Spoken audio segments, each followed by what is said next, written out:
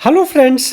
आज का ये वीडियो खास गिटार ईयर ट्रेनिंग पर है एंड मैं आपको स्टेप बाय स्टेप सारी नॉलेज शेयर करूंगा, बिल्कुल उस तरह से जिस तरह से मैंने सीखा है गिटार नोट्स को आइडेंटिफाई करना एंड लीड सॉन्ग्स के टैब्स को फाइंड करना और सेम सॉन्ग को डिफरेंट प्लेस पर या हाई एंड लो ऑक्टेव पर प्ले करना या फिर ट्रांसपोजिंग, मतलब एक सुर में अगर सॉन्ग प्ले किया है बट उसका डिफरेंट सुर पकड़ना है तो कैसे करेंगे वो भी मैं आपको बताऊंगा।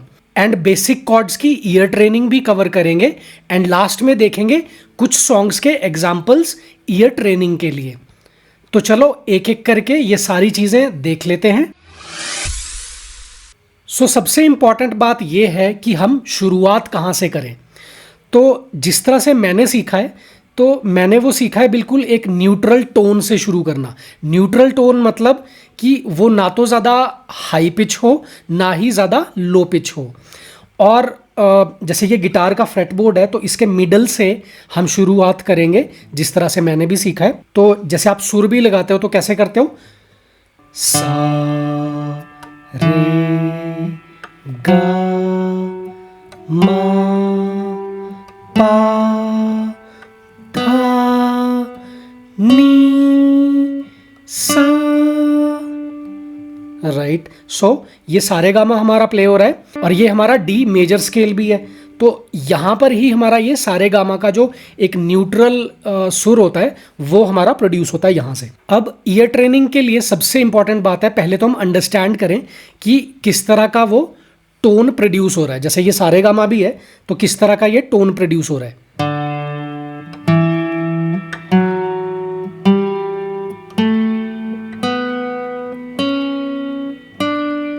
राइट।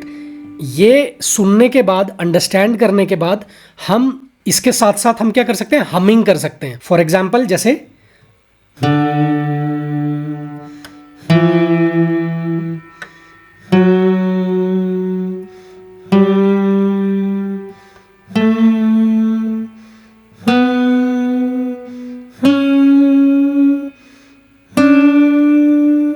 राइट। ज़रूरी नहीं है आपका गला अच्छा है कि नहीं है, बस आप हमिंग करो या फिर अपने माइंड में वो चीज़ रिपीट करो कि किस तरह की वो साउंड प्रोड्यूस हो रही है। राइट। और इसके बाद जैसे ये वाला जो डी मेजर स्केल है इस पे ही हमने सारेगामा प्ले किया। राइट। अब इसी पे हम अपने आप को कुछ टोन्स दे सकते हैं और उसको सुन करके ट्राई करेंगे प्ले करने की। जैसे कि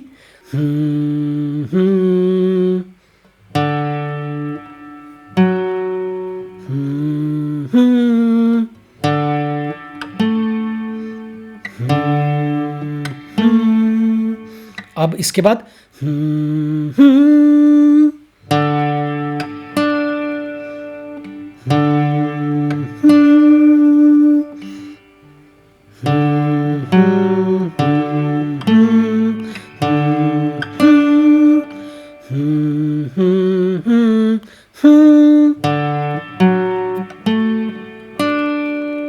राइट। अब इसके बाद एक और फ्रेज देख के देखते हैं।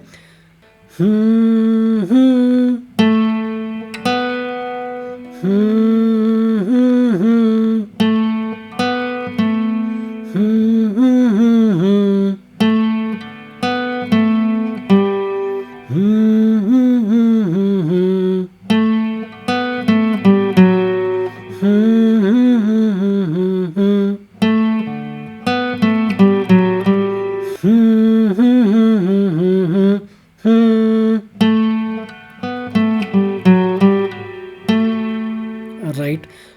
इस तरह से जब हम खुद को कुछ टोन्स दे के देखेंगे और फिर वो प्ले करने की कोशिश करेंगे।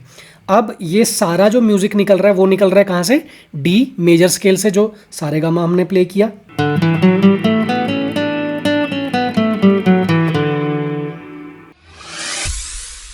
अब जैसे हमने ये सारेगामा प्ले किया यहां पर,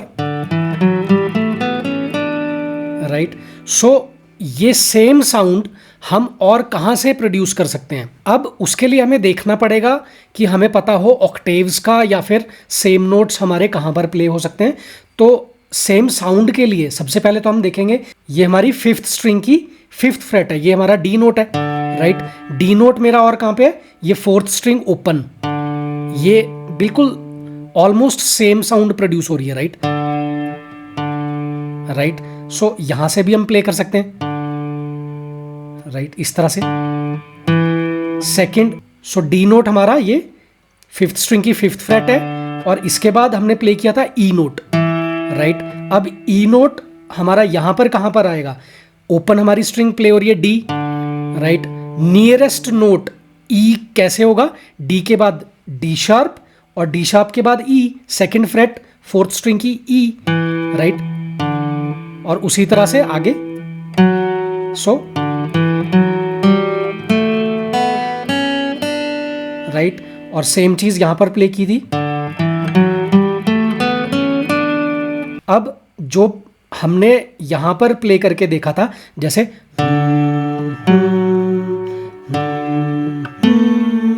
राइट, यही वाली चीज यहां पर कैसे प्ले कर सकते हैं। अब सेम नोट्स जो हमने यहां पर प्ले किए, सेम हम यहां पर प्ले करके देख लेंगे।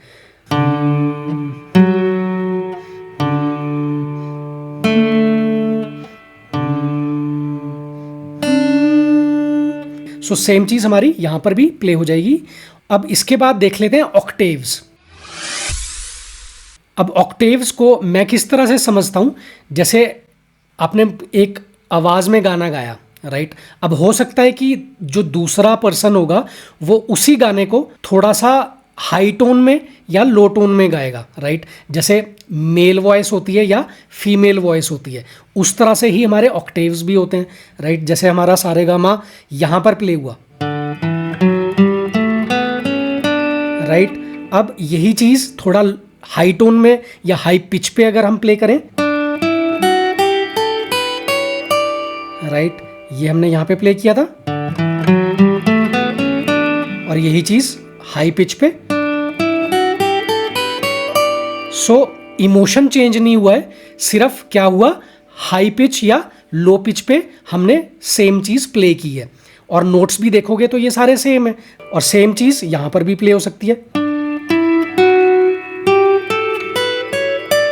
राइट। सो ये ऑक्टेव्स हैं। अब यही चीज है, ये हमने ऑब्जर्व करना है कि किस तरह से सारे फ्रेटबोर्ड पे किस तरह की वो आवाज प्रोड्यूस होती है, और उसके साथ अगर हम करें तो वो और भी अच्छा है, राइट। जैसे यहां पर हमने किया था, और यही चीज जैसे हमने यहां पर भी प्ले किया था, ये वाला पार्ट, अब यही चीज यहां पर भी प्ले हो जाएगी,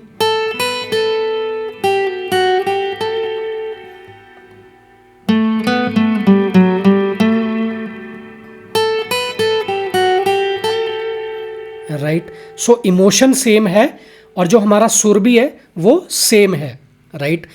जो कि हमारा डी मेजर स्केल पे हमने प्ले किया था, या फिर जो हमने ये सारेगामा हमने प्ले किया उसी स्केल पे हमने ये सुर पकड़ा है। तो अब जब ये भी बोलते हैं ना कि ये सुर नहीं पकड़ रहा है, राइट, उसका मतलब होता है कि वो सेम स्केल में नहीं गा रहे हैं, राइट, और वो कुछ और ही पकड़ रहा है। जैसे यहां पर अगर मैं प्ले कर लेता ये वाला पार्ट, अब ये सुर अलग है, राइट, और ये अलग था। अब ये जो प्ले हुआ ये क्या हुआ, ये अलग सुर पकड़ा है, मतलब ट्रांसपोजिंग, राइट। अब ट्रांसपोजिंग भी देख लेते हैं कि किस तरह से होती है। सो ट्रांसपोजिंग का मतलब होता है कि जो भी हमने प्ले किया एक पर्टिकुलर स्केल पे या एक पर्टिकुलर सुर पे, वो अगर हम किसी और स्केल पे प्ले करें तो वो होगा ट्रांसपोजिंग। जैसे ये हमने प्ले किया था डी मेजर स्केल पे, राइट। अगर यही चीज मैं सी मेजर स्केल पे प्ले करूं तो ये इस तरह से होगा। और अगर आप हमिंग करके देखो कि ये किस तरह से डिफरेंट है, यहां पर कैसे था,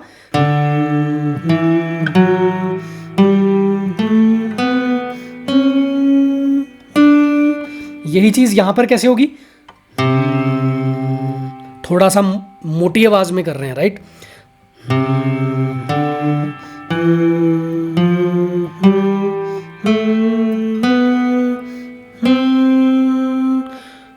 सो हमिंग करने से एक एडवांटेज ये होता है कि हम रिलेट कर पाते हैं एग्जैक्टली कि किस तरह की वो साउंड प्रोड्यूस हुई है यहाँ पर, राइट। अब ये वाली साउंड सिर्फ यहाँ पर या फिर इधर यहाँ पर प्रोड्यूस हो रही थी, राइट। तो ये तरीका है अपने ईयर को ट्रेन करने का कि किस तरह की वो साउंड आपकी प्रोड्यूस हुई और वो कौन सी फ्रेट से प्रोड्यूस हो रही है, राइट।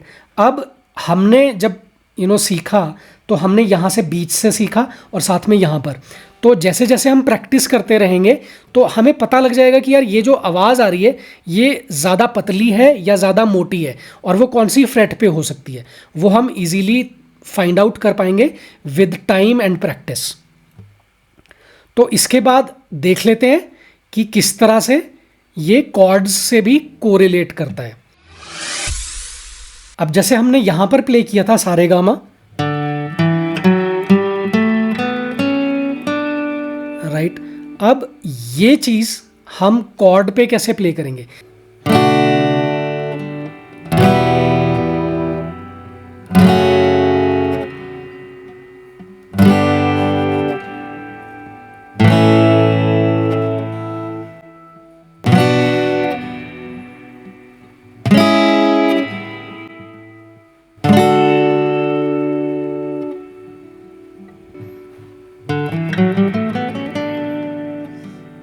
और जो हम ये सारेगामा हमने प्ले किया कॉर्ड्स पे, इसके साथ भी अगर आप हमिंग करोगे तो आप फाइंड आउट कर पाओगे कि किस तरह से जो आप हम कर रहे हो वो फ्रीक्वेंसी बिल्कुल मैच करेगी और फिर आप अच्छे से कोरिलेट कर पाओगे उस कॉर्ड के म्यूजिक के साथ भी।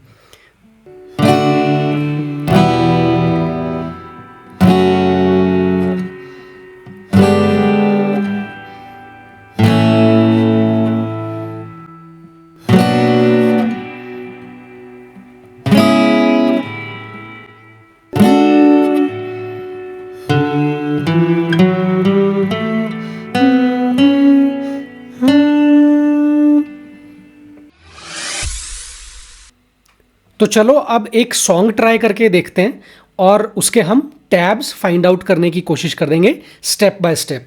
सो सॉन्ग इस तरह से है,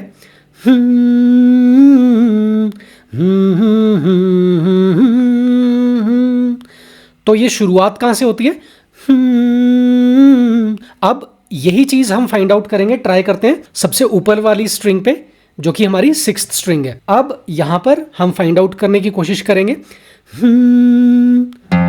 ये मैच नहीं हो रहा है, राइट। तो हम धीरे धीरे क्या करेंगे, अब जो आवाज आ रही है वो थोड़ी सी पतली है, राइट, और यहां पर आवाज मोटी आ रही है, तो हमें क्या करना है, थोड़ा सा आगे को आएंगे,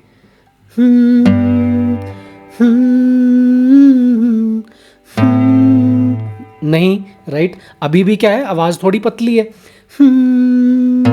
और फ्रीक्वेंसी भी मैच होनी चाहिए,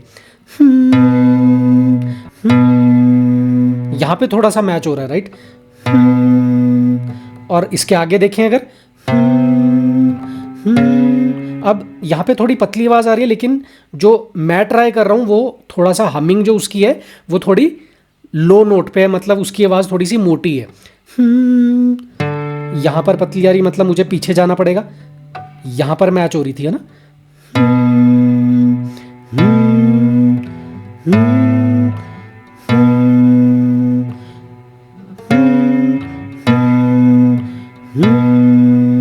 यहां पर मैच हो रही है, तो यहां से हम ट्राई करके देखते हैं। अब यही चीज मैं ऑक्टेव्स पे प्ले करने की कोशिश करूंगा। जैसे ये बी नोट है, राइट, बी नोट का ऑक्टेव मुझे कहां मिलेगा, एक स्ट्रिंग छोड़ के और एक फ्रेट छोड़ दी मैंने यहां से, सो ये 4th स्ट्रिंग की 9th फ्रेट, ये मेरा बी नोट है, राइट। यहां पर थोड़ा एग्जैक्टली मैच हो रहा है, राइट। सो यहां पे ट्राई करते हैं,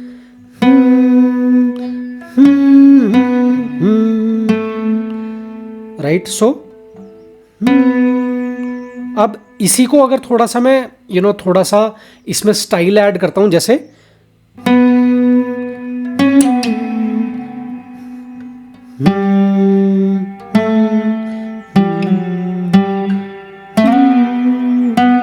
अब ये जो हमने प्ले किया बी नोट यहां पर, और मेरा बी नोट कहां पर है, और मेरा बी नोट है कहाँ पर, ये सेकंड स्ट्रिंग मेरी बी है, राइट, और थर्ड स्ट्रिंग की फोर्थ फ्रेट ये भी बी है, राइट। सो यहां पर ट्राई करके देखते हैं।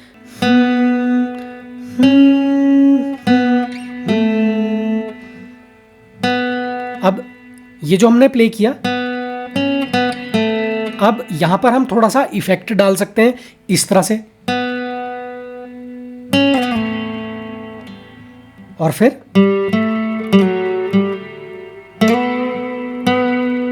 Right,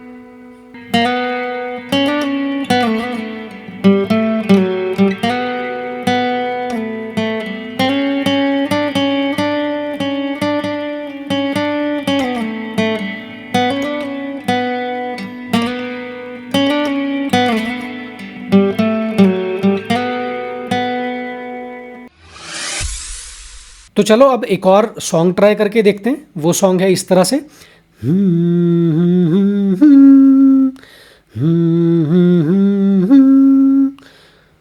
right. अब ये जो ये हम सिक्स्थ स्ट्रिंग पे फाइंड आउट करने की कोशिश करते हैं कि कहाँ पर ये आवाज़ आ रही है। यहाँ पर थोड़ा सा लग रहा है, लेकिन अगर हम दूसरी फ्रेट्स भी ट्राई करें,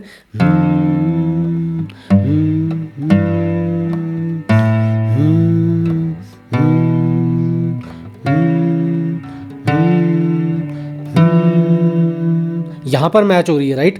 12th फ्रेट ये सिक्स्थ स्ट्रिंग की, राइट। यहां पर अगर हम प्ले करके देखें,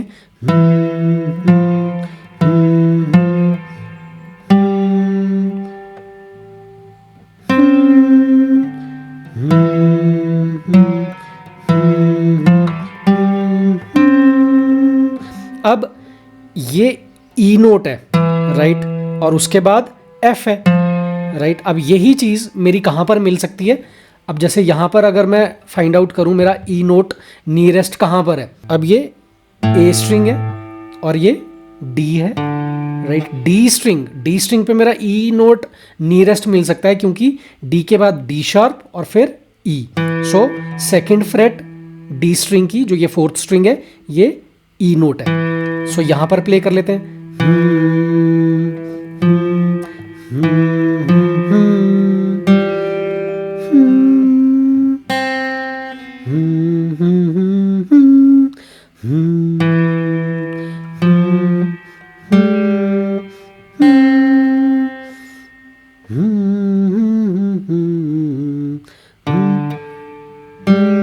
ये थर्ड स्ट्रिंग ओपन,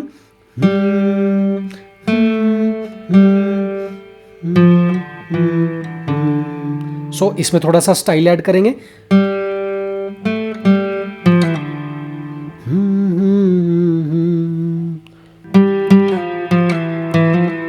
राइट। सो ये हैमर ऑन और पुल ऑफ और स्लाइड किया हमने, स्टाइल ऐड कर दिया। इसके बाद ये वाला पार्ट ट्राई करके देखते हैं।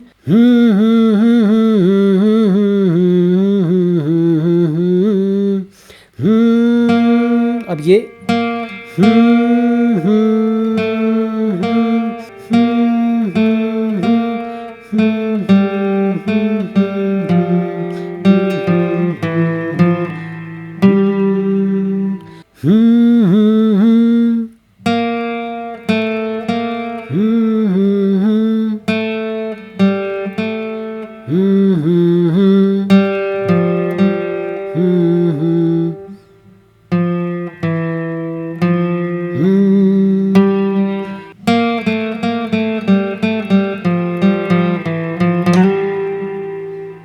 राइट। सो इस तरह से हम ये हमिंग करके अगर ट्राई करेंगे तो हम रिलेट अच्छा कर पाएंगे और हम सीखेंगे कि कौन सा नोट कहाँ पर है।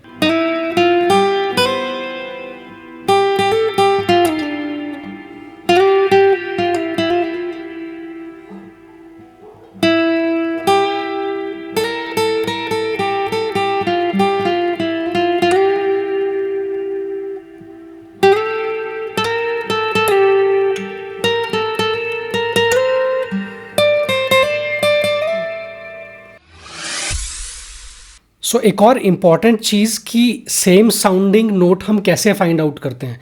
सो जैसे कि हम कोई भी नोट जब हम प्ले करते हैं, फॉर एग्जांपल अगर मैं ये 5th स्ट्रिंग की 5th फ्रेट, ये डी नोट है, ये अगर मैं प्ले करता हूँ, सो सेम साउंडिंग नोट मैं कैसे फाइंड आउट करूँगा, उसके ऊपर या उसके नीचे वाली स्ट्रिंग से, जो कि नियरेस्ट नोट होगा सेम नोट। ये 5th स्ट्रिंग की 5th फ्रेट, ये डी है, राइट। अब ऊपर वाली स्ट्रिंग में डी कहाँ होगा, वो 5 नोट्स आगे, मतलब 1 2 3 4 और 5 का जो ये, अब ये जो 10th फ्रेट है 6th स्ट्रिंग की, ये क्या है, डी। सो ये डी और ये डी थोड़ा सा ऑलमोस्ट सेम होगा, राइट। और नीचे वाली स्ट्रिंग वो ऑलरेडी डी है, राइट। और ये और 5th स्ट्रिंग 5th फ्रेट ये भी डी है, और 4th स्ट्रिंग ओपन ये है डी, राइट। ये भी कहाँ पर है, 5 स्टेप्स अवे, मतलब 1 2 3 4 और ओपन 5, राइट। सो इस तरह से हम same sounding notes easily find out कर सकते हैं किसी भी नोट के ऊपर वाली स्ट्रिंग या नीचे वाली स्ट्रिंग पे। अब इसके बाद ये तो थे सेम साउंडिंग नोट्स। अब ऑक्टेव्स कैसे ढूंढ सकते हैं, ऑक्टेव ढूंढ सकते हैं, जैसे फॉर एग्जांपल ये डी नोट है, राइट। अब डी नोट के बाद 1 ऑक्टेव अवे, मतलब 12 नोट्स अवे। 12 नोट्स कैसे होंगे, 1 2 3 4 5 6 7 8 9 10 11 12। सो ये जो 17th फ्रेट है ये अगेन डी आ गया, राइट। अब ये डी और ये डी, अब ये है थोड़ा लो पिच पे, मतलब थोड़ी मोटी आवाज है, और ये पतली आवाज यहां पर आ जाएगी, राइट। ये 1 ऑक्टेव अवे है डी नोट। और सेम स्ट्रिंग पे तो इस तरह से ढूंढ लिया, नेक्स्ट स्ट्रिंग पे कैसे ढूंढेंगे, एक स्ट्रिंग छोड़ के, राइट। एक स्ट्रिंग छोड़ के, अब ये भी मेरा डी है, राइट। 3rd स्ट्रिंग की 7th फ्रेट, और ये 5th स्ट्रिंग की 5th फ्रेट, ये भी डी है, और ये ऑक्टेव में डी है यहां पर 3rd स्ट्रिंग की 7th फ्रेट। उसी तरह से जैसे बी नोट है मेरा, ये 7th फ्रेट 6th स्ट्रिंग की 7th फ्रेट, ये है बी नोट, राइट। अब बी नोट मेरा कहां पर होगा, ऑक्टेव में अगर मैं फाइंड आउट करूं तो एक स्ट्रिंग छोड़ के और एक फ्रेट छोड़ के ये डी, ये 9th फ्रेट 4th स्ट्रिंग की, ये बी है, राइट। और ऊपर ये भी बी है, राइट, ये ऑक्टेव में भी। और अगर मैं यहां से ढूंढूं कि 2 स्ट्रिंग्स छोड़ दी और 2 फ्रेट्स भी छोड़ दी, और यहां पर 3rd स्ट्रिंग की 4th फ्रेट, अब ये भी बी है, राइट। ये वाला बी और ये वाला बी सेम होगा, राइट, ऑलमोस्ट सेम,